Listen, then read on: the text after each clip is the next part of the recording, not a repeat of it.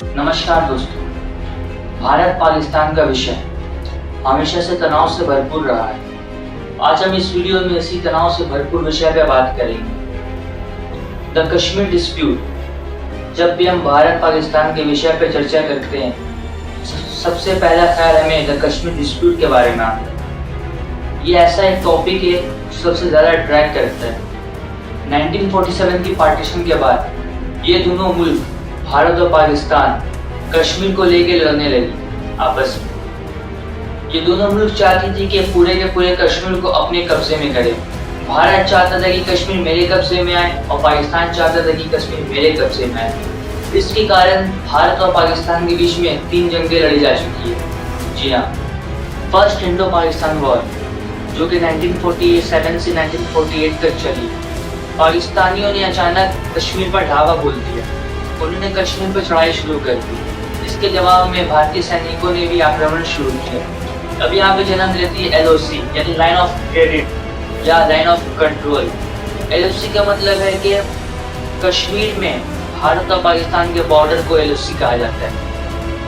First Indo Pakistan war, जो कि 1947 से 1948 तक चली, ये सीज फायर के जरिए रोकी जाती है। इसके बाद आती है सेकेंड वॉर 1965, जो कि ये भी सीज फायर से रुकती है। इसके बाद आती है तीसरी जंग, कारगिल वॉर 1999। आपको बता दूं कि पूरे कश्मीर का 55% हिस्सा हमारे भारत के पास भी, इसमें जम्मू, द कश्मीर वैली, लद्दाख और सियाचिन ग्लेशियर आता है। 30% हिस्सा पाकिस्तान के पास है, जिसमें द आज़ाद कश्मीर और गिलगित बल्तिस्तान आता है। और बाकी 15% हिस्से को चाइना ने कब्जा कर रखा है, जिसमें द अक्साई चीन रीजन आता है।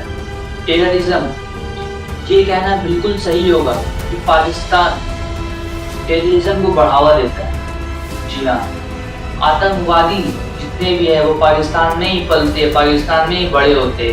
पाकिस्तान इन सब का खर्च उठाता है, पाकिस्तान इन सबको पालता है। कुछ पाकिस्तानी, बल्कि मैक्सिमम पाकिस्तानी इस बात से इनकार करते हैं। वो अपने आप को डिफेंड करने के लिए, अपने मुल्क को डिफेंड करने के लिए इस बात से मुकर जाते हैं। अगर ये मुकरते हैं तो फिर ओसामा बिन लादेन वो कहाँ से आया था? पाकिस्तान ने उसे कितने साल तक बना दिया था?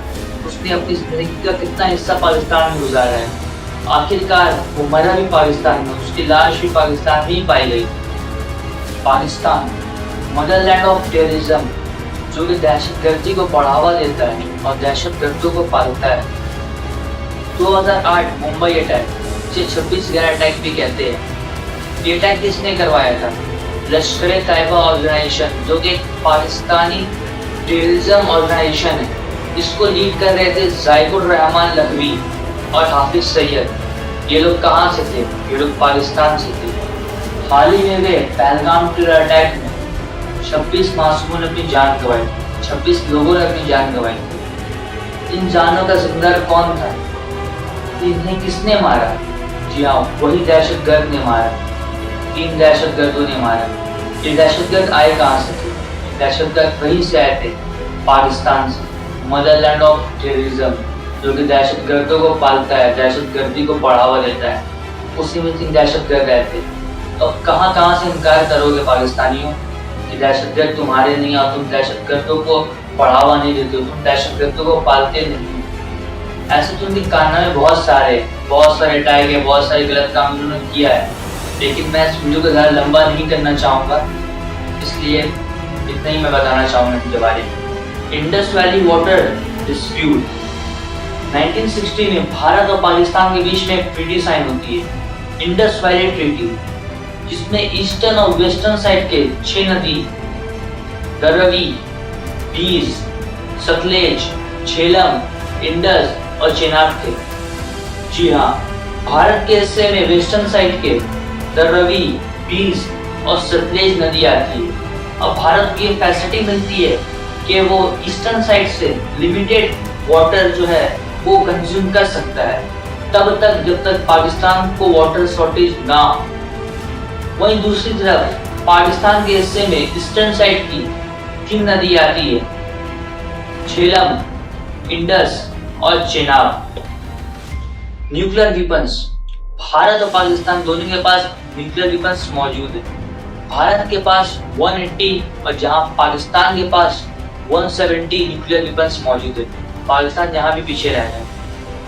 पाकिस्तान की मदद चाइना करता है न्यूक्लियर वेपन्स की तैयारी में। ज्यादातर पाकिस्तान ही अपना वेपन्स को तैयार करता है, लेकिन जब कभी कभार मदद की दरकार पड़ती है तो वहाँ पे चाइना हाजिर रहता है, चाइना मौजूद रहता है। वहीं दूसरी तरफ भारत को कनाडा और यूनाइटेड स्टेट्स से मदद मिलती है। Bharat no first use policy का इस्तेमाल करता है, यानी जब तक उसकी अपोनेंट पाकिस्तान उस पर हमला नहीं करती है, उस पर न्यूक्लियर वेपन का इस्तेमाल नहीं करती है, भारत जवाबी हमला नहीं करता है। भारत पहले हमला कभी नहीं करता है। अभी हाल ही में वे पहलगाम टेरर अटैक के दौरान वॉर की जब सिचुएशन बन चुकी थी, जब वॉर होने वाला था, तब भी भारत ने ये कहा था कि हम लोग नो फर्स्ट यूज पॉलिसी का इस्तेमाल करेंगे। जब तक हमारे अपोनेंट पाकिस्तान हमारे सिविलियंस पे, हमारे सिटीजन्स पे, हमारे लोगों पे हमला नहीं करेंगे, हम लोग उन पे भी हमला नहीं करेंगे। लेकिन हाँ, अगर वो लोग हमला करते हैं तो हम लोग भी पीछे नहीं हटेंगे। पाकिस्तान कितना गिरा हुआ है इसका अंदाजा तो आपको होगा ही, लेकिन मैं जो बताने जा रहा हूँ उससे आपको और ज्यादा पता चलेगा। जी हाँ, मैं बात कर रहा हूँ 2014 पेशावर के आर्मी पब्लिक स्कूल में हुए आतंकी हमले के ऊपर। पाकिस्तान जो खुद आतंकवादियों को पालता है, वही आतंकवादी उसी पाकिस्तानी सिविलियंस को, उन्हीं पाकिस्तानियों को चोट पहुंचाते, अपने ही लोगों पर हमला करते। जी 2014 पेशावर हमले में पेशावर आर्मी पब्लिक स्कूल में लगभग 130 से ज्यादा बच्चे मारे गए थे।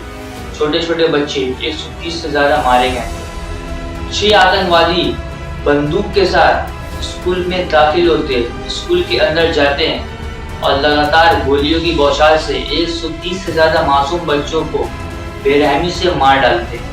ये जिस थाली में खाते हैं उसी थाली में छेद करते हैं और पाकिस्तान इन्हें पालता पोसता, इन्हें बढ़ावा देता है ताकि बाद में ये सामने अपने ओपोनेंट को मारे ना मारे, अपने लोग का ही खात्मा करे, अपने लोगों को ही तकलीफ पहुंचाए, अपने लोगों को ही मारे। वाह है पाकिस्तान, समझ गया, पता चल गया कि तेरे अंदर क्या है। इतना बेशरम, इतना बेहया शायद ही कोई हो सकता है। पाकिस्तान काफी बेहाल है, बिल्कुल कंगाल है, काफी खस्ता हाली जिंदगी गुजार रहा है। पाकिस्तान के सर पे कर्ज का पहाड़ टूट पड़ा है। बहुत ज्यादा कर्ज पाकिस्तान के सर पे मौजूद है। लगभग 62 बिलियन PKR यानी पाकिस्तानी करेंसी में 62 बिलियन रुपयों का कर्ज पाकिस्तान के ऊपर है, जिसपे 38 बिलियन डोमेस्टिक डेट और एक्सटर्नल डेट जो है वो 24 बिलियन है। जी हाँ, अगर हम बात करें तो लगभग 3,20,000 PKR यानी पाकिस्तानी रुपीस हर एक पाकिस्तानियों के सर पे कर्ज है। यानी हर एक इंसान जो पाकिस्तानियों के, हर एक पाकिस्तानियों पे 3,20,000 रुपए का कर्ज मौजूद है। जी, आप इससे पाकिस्तानियों की कंगाल हाली, खस्ता हाली का अंदाजा लगाइए। और ये हवा में ऐसे उड़ता है, लगता है कि इसके पास क्या है क्या नहीं है। जी हाँ, अगर मैं इस वीडियो में कुछ भी गलत बोल रहा हूँ, कुछ भी सही बोल रहा हूँ, जैसा भी है वो आप कमेंट करिए। और हाँ, मैं यहाँ पे जस्ट मैंने पाकिस्तानियों को टारगेट किया, किसी के रिलीजियस सेंटीमेंट को टारगेट नहीं किया, ना मैं किसी के रिलीजियस सेंटीमेंट को हर्ट करना चाहता हूँ। मैंने बस यहाँ पे सच्चाई लाई है, सामने फैक्ट को लाया है। आप लोगों को इसमें क्या लगा, कुछ अगर मैंने गलत कहा है या कुछ सही कहा है, मेरा जो भी ओपिनियन आप लोगों को अच्छा लगा या खराब लगा है, आप लोग कमेंट करिए। एंड हाँ, लाइक एंड सब्सक्राइब करते जाइए। Thank you.